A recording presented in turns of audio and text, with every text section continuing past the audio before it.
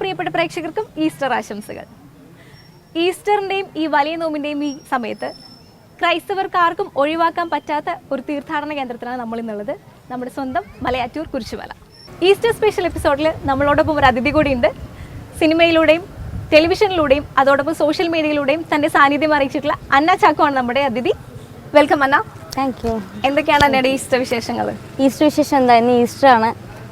രാവിലെ കുർബാനയ്ക്ക് പോയി വീട്ടിൽ കുടുംബത്തോടൊപ്പം സെലിബ്രേറ്റ് ചെയ്യണം.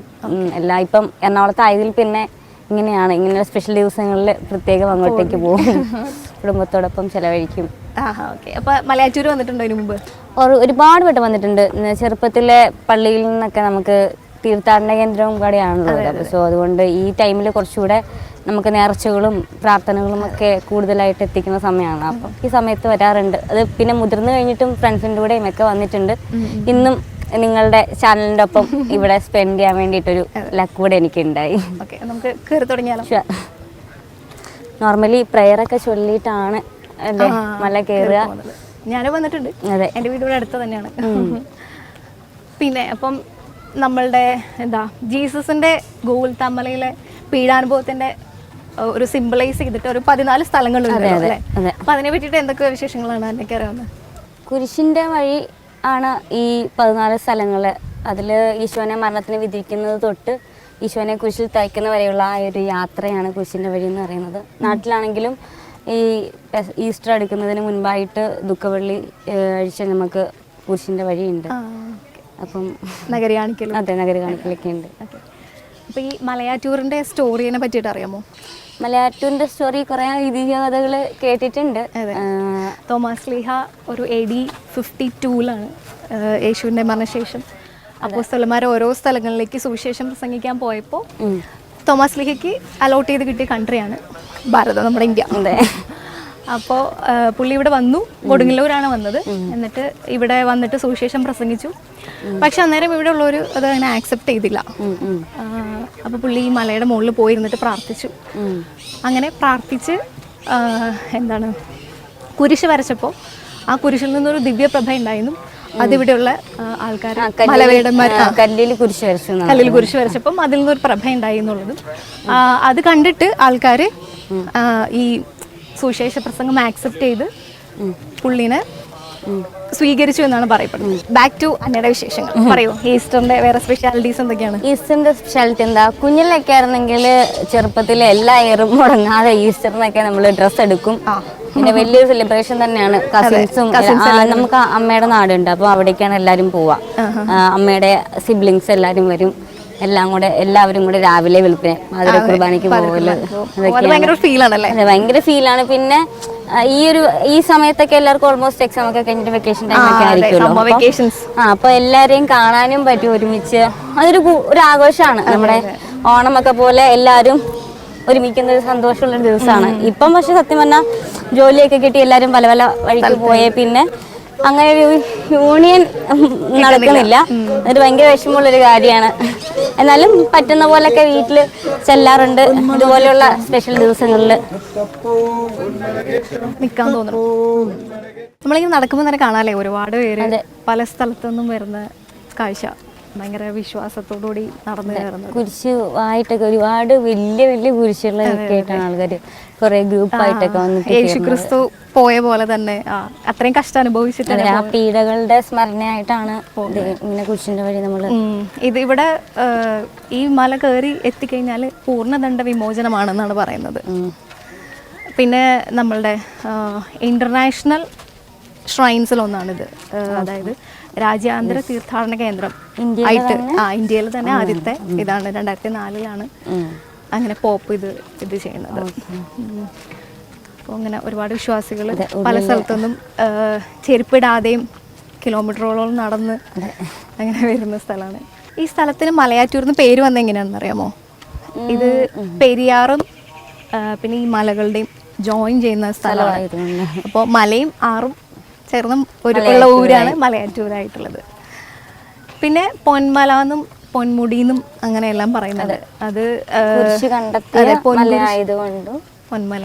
കുരിശ് കണ്ടെത്തിയ മലയായതുകൊണ്ട് പൊന്മല പേര് വന്നതാണ്. മുകളിലെത്തുമ്പോഴേക്ക് രാത്രിയാവാൻ ചാൻസ് ഉണ്ട്. ഉറപ്പല്ലേ? കാരണം ഇപ്പൊ തന്നെ സമയം എത്രയായി? 6:30 ഒക്കെ കഴിഞ്ഞിട്ടുണ്ടാവില്ലേ? എത്രയും 6:30. യെസ്.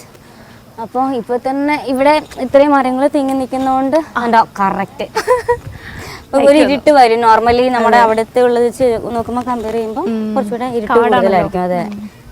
ഇവിടെ മാത്രമല്ല കുറേ മലയെണ്ണാനും കുരങ്ങന്മാരും ഒക്കെ വരും ഇവിടെ. നല്ല രസമുണ്ട്. ഇടയ്ക്കൊക്കെ ഞങ്ങൾ വരുമ്പോൾ കാണാറുണ്ടായിരുന്നു ഇവിടെ നിറയെ. അതുപോലെ തന്നെ ഈ മല കയറുന്നവര് കുറെ അധികം ആൾക്കാർ ഇങ്ങനെ നമ്മുടെ ഓരോ ശരീരഭാഗങ്ങൾക്ക് ഉണ്ടാകുന്ന പ്രശ്നങ്ങളും അസുഖങ്ങളും ഒക്കെ ഉള്ളത് കൊണ്ട് നേർച്ച. അപ്പൊ അത് ഇപ്പൊ കാലാണെങ്കിൽ അതുപോലെയുള്ള കാലിന്റെ രൂപങ്ങൾ വെച്ചിട്ട് മല കയറുന്നവരുണ്ട്. അപ്പോൾ തീർത്ഥാടകർക്ക് ഒരു ഹെൽപ്പായിട്ട് ഒരു എയ്ഡിന് വേണ്ടിയിട്ട് കമ്പ് എടുക്കുന്ന കാര്യം നമ്മൾ. അതെ അതെ. അപ്പം അത് ആക്ച്വലി ഭയങ്കര കുറച്ച് പറയുമ്പോൾ ഫണ്ണി ആയിട്ട് തോന്നുന്ന ഭയങ്കര യൂസ്ഫുൾ ആയിട്ടൊരു സാധനമാണ്. താഴെ ഷോപ്പുണ്ട് ആ സ്റ്റിക്ക് വിൽക്കാൻ വേണ്ടിയിട്ടായിട്ട് മാത്രം നമ്മൾ വില കൊടുത്തിട്ട് ആണ്ടിയും മറ്റേ അപ്പൂപ്പന്മാരൊക്കെ കുത്തിയെടുക്കണം അതിനകത്തെ കമ്പുകളില്ലേ അതുപോലെയുള്ള കമ്പുകൾ കുറച്ച് സൂക്ഷിച്ച് കാരണം കേട്ടോ. ഇവിടെ കുറച്ച് ഉരുണ്ട കല്ലുകളുടെ ഏരിയ അങ്ങനെയുണ്ട്. പിന്നെ അതുപോലെ തന്നെ മറ്റേ മെഴുകുതിരി എല്ലായിടത്തും ഓരോ സ്ഥലങ്ങളിലും കത്തിച്ചു വെക്കുന്നത് അതിനൊരു സ്റ്റോറി ഉണ്ട്. അതെ. അത് ഈ പൊൻകുരിശ് കണ്ടെടുത്തതിന് ശേഷം അവിടെ ഒരു നിലവിളക്ക് കത്തിച്ചു വെക്കുന്നുണ്ടായിരുന്നു. അപ്പൊ ഇത് കെടാതെ കത്തിച്ചു വെക്കുന്ന ഒരു സാധനമാണ്. ഇൻ കേസ് ഇത് കെട്ടുപോയി കഴിഞ്ഞാൽ കാട്ടിലുണ്ടായിരുന്ന വരയാടുകൾ താഴ്വാരത്ത് വന്നിട്ട് ഒരുപാട് ഒച്ചപ്പാടും ബഹളം വയ്ക്കും. ആൾക്കാർക്ക് അത് ഇങ്ങനെ കെട്ടുപോയെന്ന് മനസ്സിലായിട്ട് വീണ്ടും വന്നിട്ട് ചെയ്യുന്ന ഒരു സ്റ്റോറി ഉണ്ടായിരുന്നു. ഇപ്പൊ പിന്നെ കാട് ഒക്കെ ഇങ്ങനെ ആയതുകൊണ്ട് വരയാടുകളൊന്നും ഉണ്ടാവില്ലായിരിക്കും. അതെ. അപ്പൊ അതിന്റെ ഒരു എന്താ സിംബോളിക് ഇതായിട്ട് ഇപ്പോഴും ഓരോ സ്ഥലങ്ങളിലും ഈ 14 സ്ഥലങ്ങളിലും ഓരോ സ്ഥലങ്ങളിലും ഈ ഇത് തിരി കത്തിച്ച് വെക്കുന്ന ഒരു നേർച്ചയുണ്ട്. നേർച്ചയല്ല, ഈ കുരിശിന്റെ വഴിയുടെ ആളുകള് മല കയറുമ്പോൾ ഓരോ സ്ഥലങ്ങളിലും ഒരു തിരി തെളിയിച്ച് വെക്കും.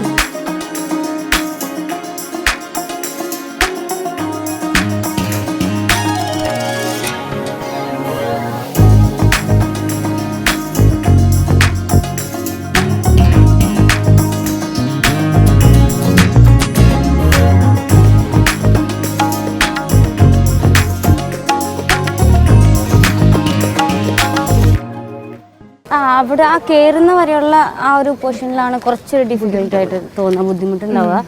ഇത് കഴിഞ്ഞാൽ പിന്നെ ആദ്യത്തെ അത്രയും ദൂരമില്ല. ആ ഒന്നാം സ്ഥലത്തേക്ക് എത്തണ അത്രയും ടൈം ഇല്ല. ഇനി രണ്ടാം സ്ഥലം മൂന്നാം സ്ഥലം ഒന്നും. അത് മാത്രല്ല വലിയ കുരിശ് കണ്ടിട്ടുണ്ട് കേട്ടോ. എന്റെ പൊന്നെ ഭയങ്കര വലിയ തടീന്റെ കുരിശൊക്കെ നമുക്ക് മുകളിൽ ചെല്ലുമ്പോ കാണാൻ പറ്റും. അവിടെ കുറെ ആൾക്കാർ കൊണ്ടുവന്ന് നേർച്ചയായിട്ട് കൊടുത്തിരുന്ന കുരിശുകള്. അത് ഭയങ്കര വലുതാണ്. നമ്മൾ ഓർക്ക് എങ്ങനെ നമുക്ക് സിംഗിൾ ആയിട്ട് എടുത്തിട്ട് പറ്റുന്നില്ല. അതും ദൂരത്തൊന്നും നടന്നിട്ട് അങ്ങനെ നമ്മള് രണ്ടാം സ്ഥലത്ത് തിരിയെത്തിക്കാം.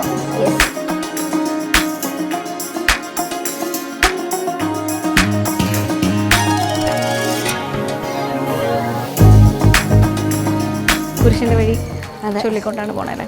കുരിശിന്റെ വഴി മാത്രമല്ല, കുരിശിന്റെ വഴി ചൊല്ലി കയറുന്നവരുണ്ട്, കൊണ്ട് ചൊല്ലി കയറുന്നവരുണ്ട്. പിന്നെ കുറെ നേർച്ചകളുണ്ട്. അതെ, പലതരം നേർച്ചകളുണ്ട്. നേർച്ചകള് കുറെയൊക്കെ കണ്ടിട്ടുള്ളത് കൂടുതലും കുരിശ് ചുമന്ന് പോകുന്ന ആളുകളെയാണ്. തടിയുടെ കുരിശുകള്, അതുപോലെ തടിയുടെ മാത്രമല്ല കേട്ടോ, അല്ലാതെ മറ്റേ സ്റ്റീല് അങ്ങനത്തെ ടൈപ്പ് ഇതില്ലേ, അങ്ങനത്തെ കുരിശുകളും ഉണ്ട്. അത് എന്താണെങ്കിലും അത് പുണ്യാളിനുള്ള നേർച്ചയായിട്ടാണ് അവർ കൊണ്ടുപോകണേ. ഇത് കൂടാതെ ഭവനം നടക്കും, മറ്റേ വീട് വെക്കാൻ വേണ്ടിയിട്ട് കല്ല് ചുമന്നിട്ട് കയറുന്ന ആൾക്കാരുണ്ട്. പിന്നെ നേരത്തെ പറഞ്ഞ പോലെ കുഞ്ഞുങ്ങൾ ഉണ്ടാവാൻ വേണ്ടിയിട്ട്, അതുപോലെ കല്യാണം നടക്കാൻ വേണ്ടിയിട്ട്, ജോലിക്ക് വേണ്ടിയിട്ട്, പരീക്ഷകളിൽ പാസ്സാവാൻ, അങ്ങനെ ഒരുപാടുണ്ട് കേട്ടോ. അതിൻ്റെ അതായിട്ടുള്ള ഓരോ ചിലപ്പം അസുഖങ്ങളൊക്കെ ആണെങ്കിലാണ് ഞാൻ പറഞ്ഞത് ഇതുപോലുള്ള രൂപങ്ങളുണ്ടാവുന്നത്. അത് തന്നെ അവയവങ്ങൾ ഉണ്ടാക്കിയിട്ട് കൊണ്ടുപോകണവരുണ്ട്. അതായത് അതുപോലെ തന്നെ ഈ നമ്മൾ മറ്റേ പറയുന്ന ചെറിയ ഇതില്ലേ ആൾ രൂപങ്ങളുടെ ചെറിയ ഇതുകൾ, അതല്ലാതെ ഓരോ അവയവത്തിന്റെ സെപ്പറേറ്റ് ഉണ്ടാക്കിയിട്ട് കൊണ്ടുപോകാറുണ്ട്. പിന്നെ എള്ളു നേർച്ചയെ പറ്റി ഞാൻ കേട്ടിട്ടുണ്ട്. അതെ, അത് പണ്ട് വരയാടുകൾക്ക് ഇതായിട്ട് കൊടുക്കാൻ വേണ്ടിയിട്ടായിരുന്നു എന്നാ പറയുന്നത്. ഇന്നും അങ്ങനെ ഇല്ലാത്തതുകൊണ്ട് പക്ഷെ അത് സ്റ്റിൽ ഒരു നേർച്ചയായിട്ട് ചെയ്യുന്നുണ്ട്. അതെ.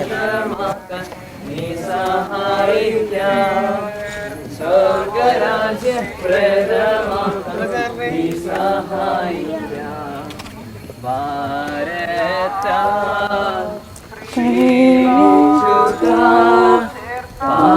തലമേൽക്കാൽ തട്ടി വീഴുന്നയ്യോ. ആ നല്ല രസമുണ്ടായിരുന്നല്ലേ അവരുടെ പാട്ട് കേൾക്കാനായിട്ട്. ഓ അടിപൊളി, ഭയങ്കര ഞാൻ പറഞ്ഞില്ലേ ഭക്തസാന്ദ്രമായ പ്രയർ മാത്രമല്ല ഇതുപോലുള്ള സോങ്സുകളും പ്രയർ സോങ്സുകളും പാടും. കൊയർ ടീമാന്ന് തോന്നുന്നു. അങ്ങനെ നമ്മൾ മൂന്നാം സ്ഥലം കാണുന്നുണ്ട്. അതെ, ഇവിടുത്തെ ഈ അറേഞ്ച്മെന്റ്സ് ഒക്കെ വളരെ നമുക്ക് സത്യം പറഞ്ഞാല് വൈകുന്നേരം സമയങ്ങളിൽ മല കയറാൻ വേണ്ടി എടുക്കുന്നതാണ് ഏറ്റവും നല്ല സമയം. കാരണം വെയിലിന്റെ ചൂടിന്റെ സമയത്ത് ഭയങ്കര സുഖമാണ്. പിന്നെ അത്യാവശ്യമല്ലേ നമുക്ക് നല്ല ക്ലിയർ ആയിട്ട് വഴി കാണാവുന്ന രീതിയിൽ വെളിച്ചം കൊടുത്തിട്ടുണ്ട്. അതെ, പിന്നെ വെള്ളം, കുടിവെള്ളം ഉണ്ട്. എല്ലാ സ്ഥലത്തും ഉണ്ട്. ഈ 14 സ്ഥലങ്ങളിലും വെള്ളം കുടിക്കാനുള്ള സ്ഥലങ്ങൾ അറേഞ്ച് ചെയ്തിട്ടുണ്ട് അവര്. നമ്മൾ എങ്ങും വീഴാതെ ഒന്ന് നടന്ന് കയറിയാൽ നാളൊരു ഇച്ചിരി ഡേഞ്ചറാണ്. ഞങ്ങൾ പോയിക്കോട്ടെ, സാറ് പോയിട്ട് നമുക്ക് പോവാം.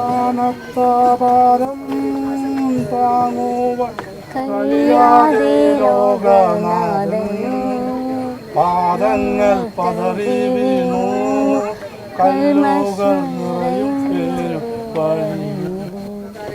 പാദം കല്ലിന്മേൽ തട്ടി മുറിഞ്ഞു ചെന്നിണമാർന്നൊഴുകി. ആനവരില്ല വാനവരില്ല താങ്ങി തുണച്ചിടുവാൻ.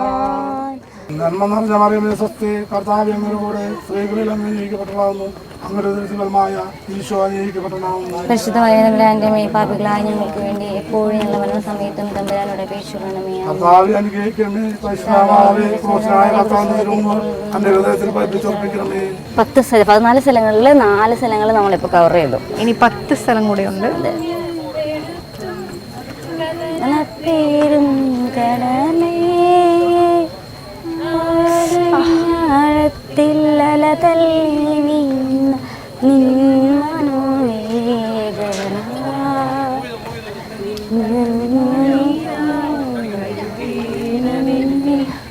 കലരുന്ന മാലിന്യമെല്ലാം.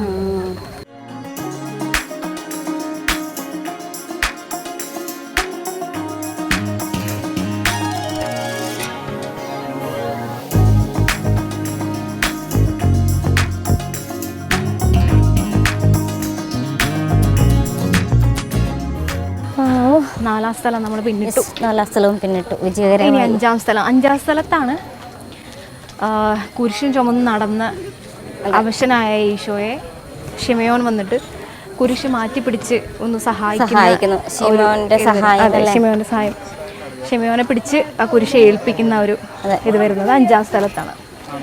നമ്മൾ അങ്ങോട്ടേക്കാണ് എത്തിക്കൊണ്ടിരിക്കുന്നത്. ഇത്രയും നമ്മൾ നടന്നു വന്നതിൽ വെച്ചിട്ട് ഇനി പോണത് കുറച്ചുകൂടി ഡിസ്റ്റൻസ് ഉണ്ടെന്ന് അല്ലേ? അതെ അതെ, ഈ 4 ഈ ഒരു ഏരിയ വീണ്ടും കുറെ കല്ലുകളുടെ കൂട്ടം ആയിട്ടുണ്ട്. കുറച്ച് ഇപ്പൊ നമുക്ക് കാഴ്ചയിലില്ല 5-ാം സ്ഥലം.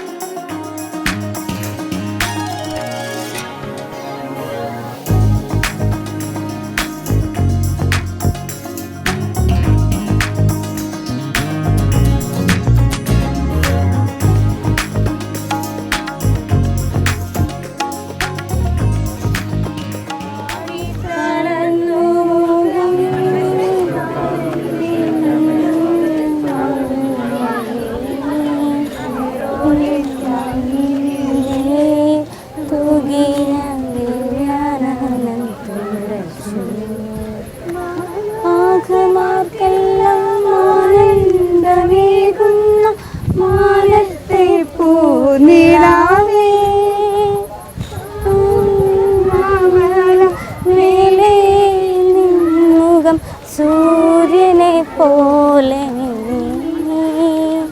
ഇന്നാമുഖത്തിൻ്റെ ലാവണ്യമൊന്നാകെ മങ്ങി ദുഃഖത്തിൽ മുങ്ങി.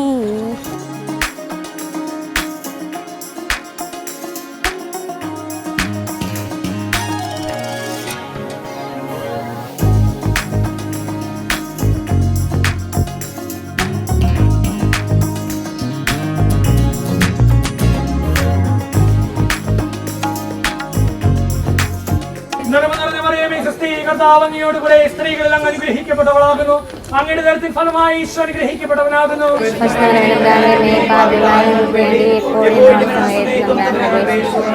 കർത്താവെ അനുഗ്രഹിക്കണമേ. പരിശുദ്ധ മാതാവേ പഠിപ്പിച്ചുറപ്പിക്കണമേ.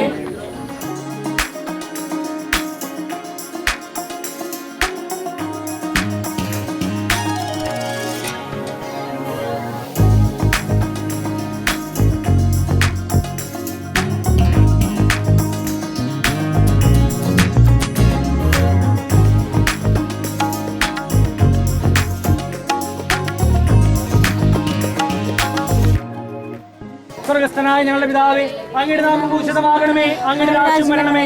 അങ്ങയുടെ തിരുമനസ്സ് സ്വർഗ്ഗത്തിലെ പോലെ ഭൂമിയിലുമാകണമേ.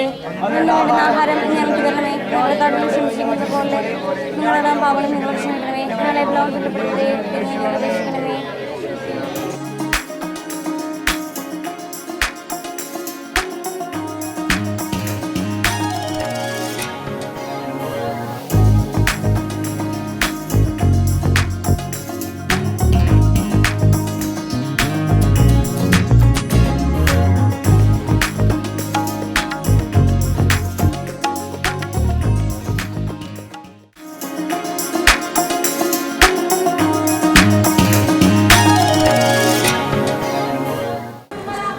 പത്താം സ്ഥലത്ത് വെച്ചിട്ടാണ് യേശുവിൻ്റെ തിരുവസ്ത്രങ്ങൾ ഉരിഞ്ഞെടുക്കപ്പെട്ടതും അവിടെ വെച്ചിട്ടാണ് മറ്റേ മേലങ്കി ചീട്ടിട്ടിട്ട് ആര് എടുക്കുമെന്ന് തീരുമാനിക്കുന്നത്.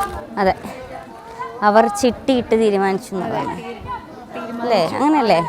എന്തോ അങ്ങനല്ലേ, അവർ ചിട്ടിയിട്ട് തീരുമാനിച്ചു എന്നല്ലേ പറയണേ? തീരുമാനിച്ചു മേലങ്കി ആർക്ക് വേണം. അതിന് തയ്യലില്ലാത്ത അതെ, തയ്യലില്ലാത്ത മേലങ്കി ആയതുകൊണ്ട് ചിട്ടിയിട്ട് ആർക്ക് വേണം എന്നുള്ളത് തീരുമാനിക്കാമെന്ന്.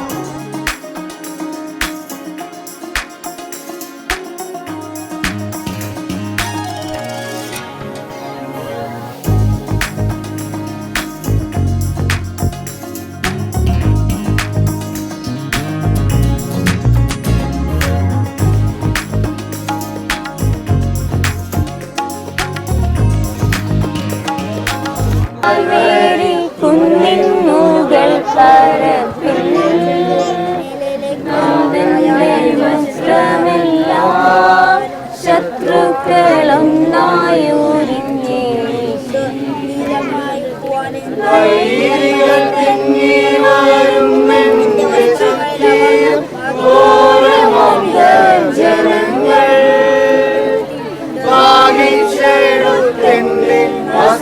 വസ്ത്രങ്ങളെല്ലാം ഭാവികൾ വൈകൾ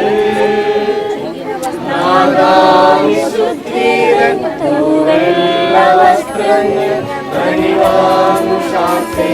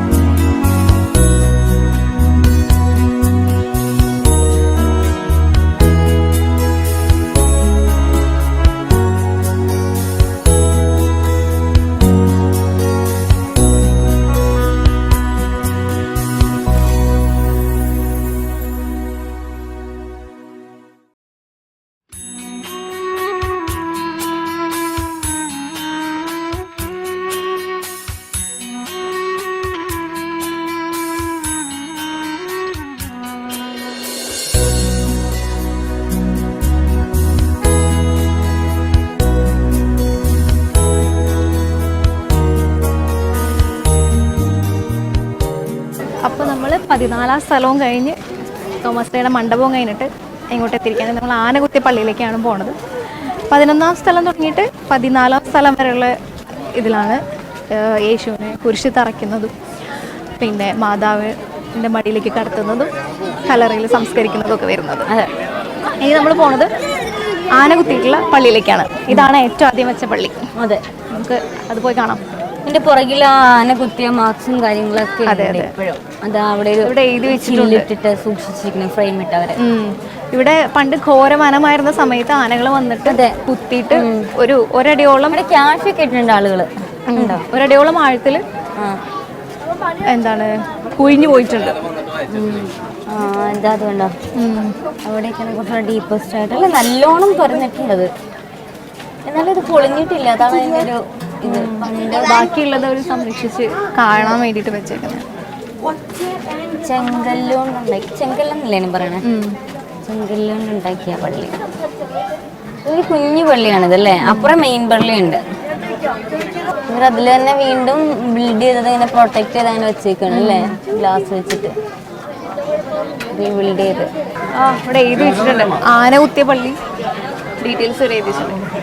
അതെ, മലമുകളിൽ 1595 സ്ഥാപിച്ചതാണ്. അത്രയും പഴക്കമുണ്ട്. 1968 വരെ കുരിശുമുടി ഘോര വനമായിരുന്നു. ആ കാലഘട്ടത്തിൽ ധാരാളം വന്യമൃഗങ്ങളുടെ ഉണ്ടായിരുന്നു. അക്കാലത്ത് കാട്ടാനകൾ ഈ പള്ളി ആക്രമിച്ചിട്ടുണ്ട്. കപ്പേലിയുടെ പുറകിലെ ചുമരിൽ കൊമ്പനാന ഒരടിയോളം കൊമ്പ് തുളഞ്ഞു കയറിയതിന്റെ പാടുകൾ കാണാം. അതാണ് നമ്മളിത് ഇവിടെ കണ്ട ആ ഹോൾസ് കണ്ടോ, കുഞ്ഞു ഹോള് കണ്ടോ. അതുകൊണ്ടാണ് ആന കുത്തിയ പള്ളി എന്ന് പറയാൻ കാരണം. നമുക്കിനി മെയിൻ പള്ളി പള്ളിക്കകത്തൊന്നും കയറി കണ്ടേ. ഇതിൽ കയറാൻ പറ്റുമോ? കയറാം ഫ്രണ്ടില്.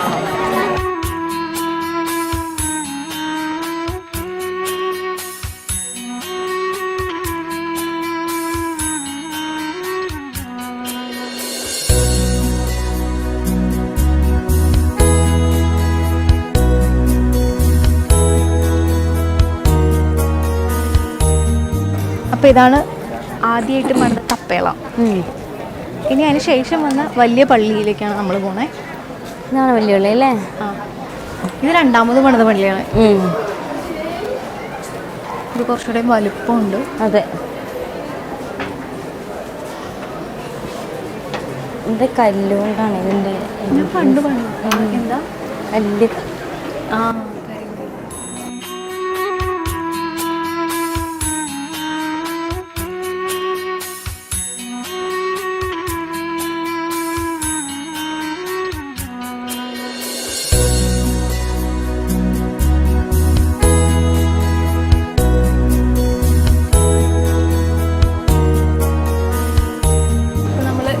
സ്പോട്ടായിട്ടുള്ള പള്ളി കവർ ചെയ്തു. ഇനി പോണത് പൊൻകുരിശിലേക്കാണ്. പൊന്നുംകുരിശ് മുത്തപ്പോ പൊന്മല കയറ്റം.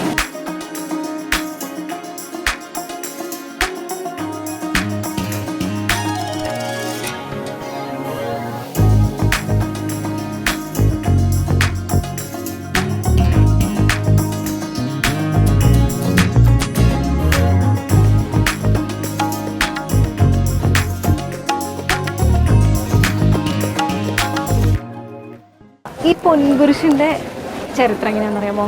തോമാസ് ലീഹ മനസ്സൊരുക്കി പ്രാർത്ഥിച്ചപ്പോൾ, ഭയങ്കര വിഷമത്തോടെ പ്രാർത്ഥിച്ചപ്പോൾ പ്രത്യക്ഷപ്പെട്ട് വന്നതാണ് പൊൻകുരിശ് എന്നാണ് പറയുന്നത്.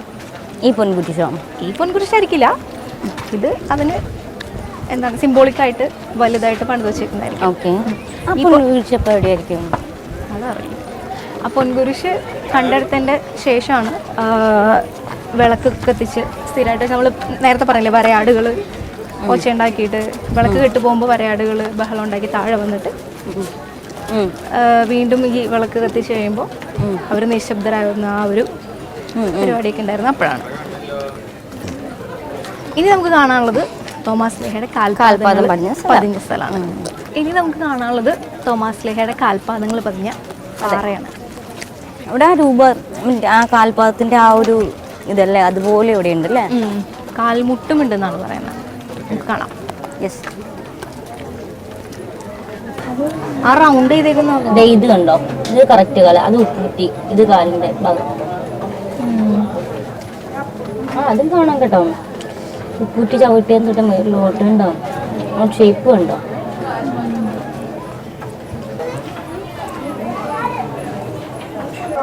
ഉണ്ടോ? ആ 2 കാൽപാദം അങ്ങോട്ടേക്കാണ്. അതിന്റെ ആ മഞ്ഞ വര പോലെ കണ്ടൊരു സാധനം മുകളിലേക്ക്. ഇവിടുത്തെ കിണറാണിത്.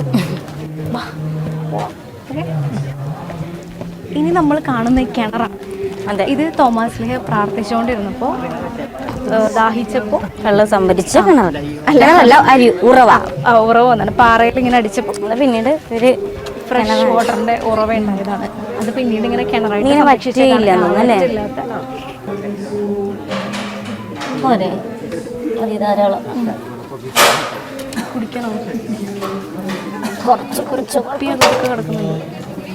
കുപ്പിയിലിട കോയിൻസ് ആണത്. എന്തൊക്കെയോ കൊടുക്കുന്നുണ്ട്.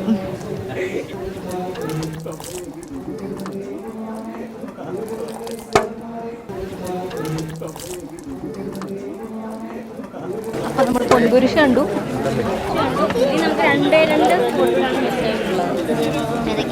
കാൽപാദം കിണറും. അതെ, കാൽപാദവും കിണറും. പണ്ട് വന്ന് കണ്ടിട്ടുണ്ട്, പക്ഷെ ഓർമ്മ ഉണ്ടാവില്ല. കാൽപാദത്തിന്റെ ആ ഒരു ഷേപ്പിനുണ്ട്. അവരത് ഒരു വൈറ്റ് ഇത് വെച്ചിട്ട് മാർക്ക് ചെയ്തിട്ടുണ്ട്.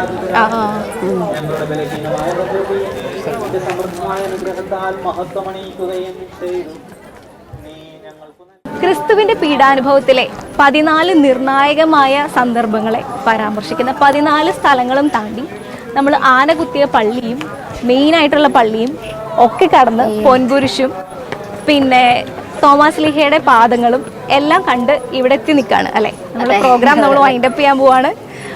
നല്ല ക്ഷീണമുള്ള യാത്രയായിരുന്നു. എങ്ങനെയുണ്ടായിരുന്നു എക്സ്പീരിയൻസ്? അയ്യോ, പറയണ്ട. സത്യം പറഞ്ഞാൽ അവിടുന്ന് ഇവിടെ വരെ കയറിയെന്ന് എനിക്ക് വിശ്വസിക്കാൻ പറ്റില്ല. നമുക്ക് കാണാമല്ലേ.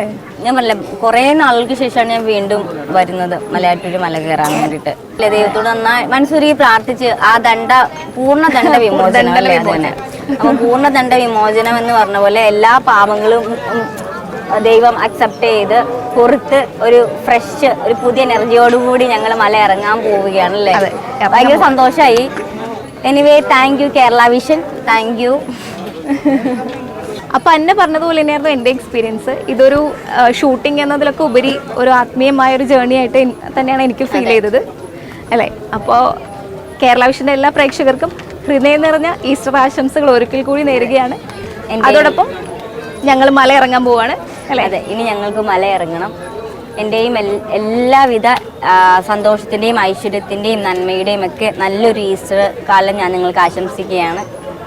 Thank you so much Anna. Thank you. Happy Easter. Happy Easter.